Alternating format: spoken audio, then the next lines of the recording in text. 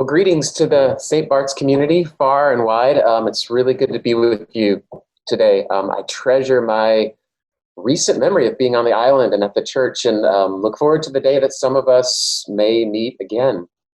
This virtual opportunity is one of those lovely, unexpected outcomes to be able to be speaking to you today from Los Angeles. So I've had the not so easy opportunity of having two kids at home during this quarantine, which means that I'm a parent, I'm a priest reinventing church, I'm my own person with friends and a life. Well, so I try at least. And now I'm a homeschool teacher, and all at the same time without any of the normal support valves that one would turn to. And also in a second floor, two-bedroom apartment, I would add. Now, we've had some sweet times to be sure, but the schools can reopen anytime. Thank you very much. The other day, with my 9-year-old, I was quite intrigued at one of his assignments as he was called upon to make a time capsule. You remember time capsules. So you hide them in the house or you bury them in the ground with info about yourself and the time that you're living in to be found later. I remember making a time capsule as a child, but I think it only lasted about 24 hours in the ground, if I remember correctly. So my son's assignment, here's how it was described. Quote, "We are living in a moment of history. The world will never forget the pandemic that is COVID-19.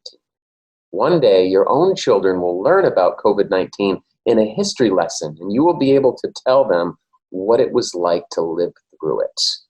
To help us remember this time, you are going to build a time capsule. Each week, you'll be given assignments to complete and put in your time capsule."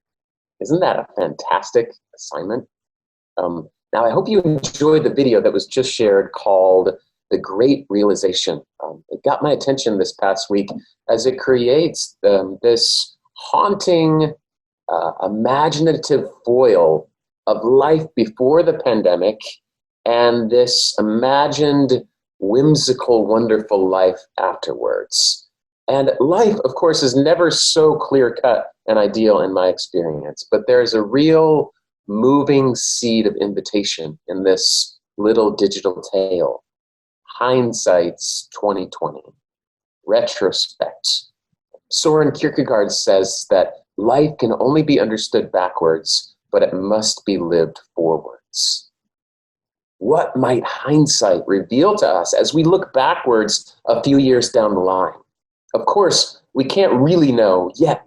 What we can do is be here now and observe what's being revealed, what's emerging, and maybe, just maybe, begin to live into the hindsight we may hope to fulfill.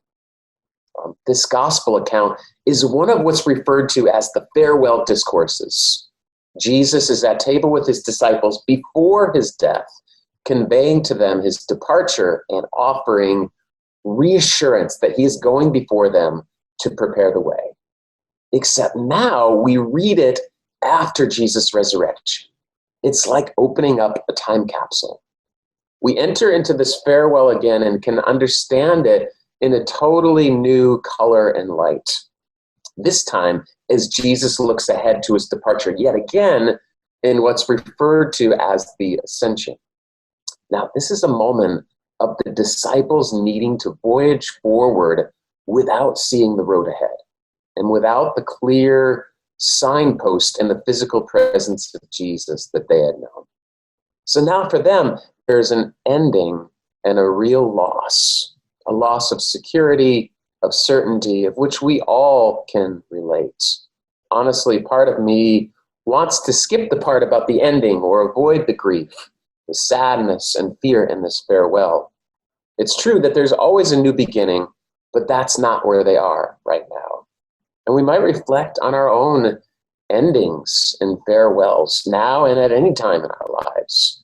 Could be a person or a relationship lost. Could be a parent or a particular season of life coming to an end. Could be life before a trauma occurred, a city you've left, a home, a dream lost. It could be travel plans, a birthday, sports season, a graduation, sacred moments that are left in the hands of the universe for now. We can all look at a loss now or an absence and resist it or distract ourselves or try to fill it with something else.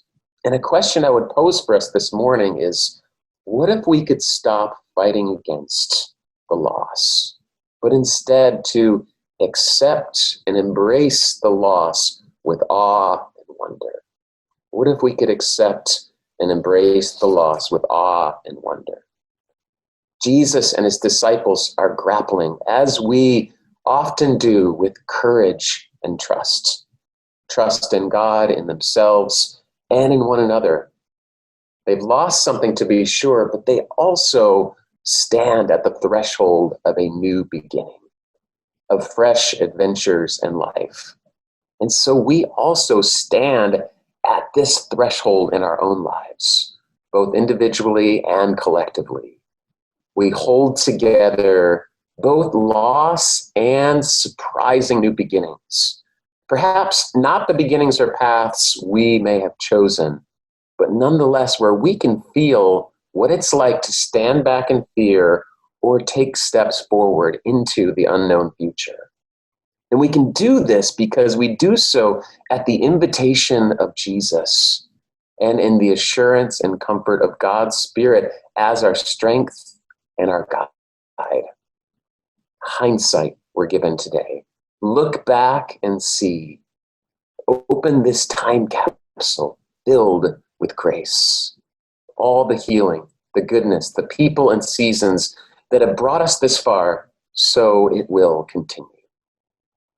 I want to close this morning with a poem, or a blessing, actually. This is a blessing for a new beginning by the late poet John O'Donohue. Let me invite you to just close your eyes for a moment, if you will, and hear this blessing now.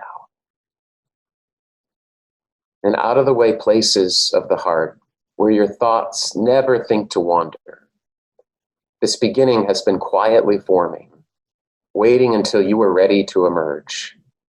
For a long time, it has watched your desire, feeling the emptiness growing inside you, noticing how you willed yourself on, still unable to leave what you had outgrown.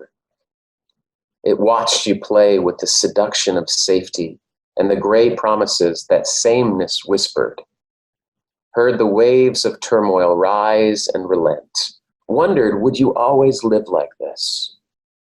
Then the delight, when your courage kindled and out you stepped onto new ground, your eyes young again with energy and dream, a path of plenitude opening before you. Though your destination is not yet clear, you can trust the promise of this opening. Unfurl yourself into the grace of beginning that is at one with your life's desire. Awaken your spirit to adventure, hold nothing back. Learn to find ease and risk. Soon you will be home in a new rhythm, for your soul senses the world that awaits you. Blessings, friends.